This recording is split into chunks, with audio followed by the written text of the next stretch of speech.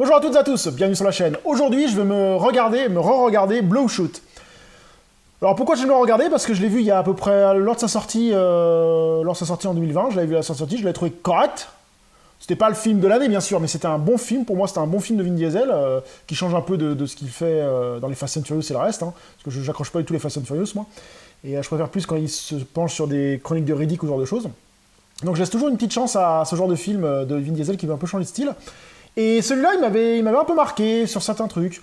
Donc je me suis dit, bah tiens, je l'ai racheté en Blu-ray à pas cher, je trouvais pas très cher, je me suis dit, bah je vais me le refaire. Donc c'est parti pour se le faire, puis peut-être pour le faire découvrir si vous ne connaissez pas. Avant de partir, j'ai oublié de lire le synopsis. Alors, Ray Harrison, alias Vin Diesel, est un soldat tué en mission. Ramené à la vie par le RST Corporation, l'organisation l'a transformé en super-humain. Des nanotechnologies coulent désormais dans ses veines, ce qui le rend pratiquement invincible.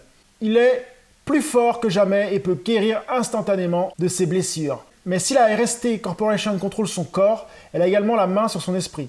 Ray ne peut plus distinguer de ce qui est réel et ce qui ne l'est pas, mais sa mission est de le découvrir. Bon, je trouve que dans le synopsis, comment je pourrais dire, il spoil. Bah, ils disent un peu trop sur le scénario pour moi. Parce que moi, je l'avais découvert sans lire le scénario et je pense que là, il y a un peu de trop pour moi. Enfin, bref. Donc c'est parti pour revoir ça. Alors, je viens de me refaire Bloodshot. Bon film, hein. Ce sera pas le film de Vin Diesel, top des films Diesel, hein. Il y a mieux au niveau de Vin Diesel, mais ça reste un bon film. Pour plusieurs raisons, déjà, l'action est vachement bien dosée, il y a bonnes actions, les effets spéciaux sont assez sympas, et rien que pour deux scènes, pour moi, ça vaut le coup, rien que pour la scène où ça se passe dans un tunnel, avec de la farine, il y a un camion de farine qui s'écroule, et dans le tunnel, il y a la baston, les gunfights avec la farine et tout, rien que cette scène-là, elle vaut le coup, hein.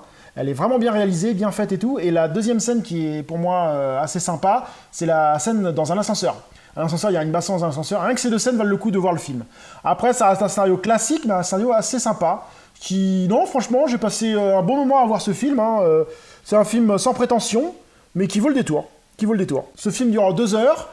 Si vous le voyez à pas trop cher, bien sûr, faut être honnête, hein, mettez pas 15 € dans un film comme ça, à un moment non.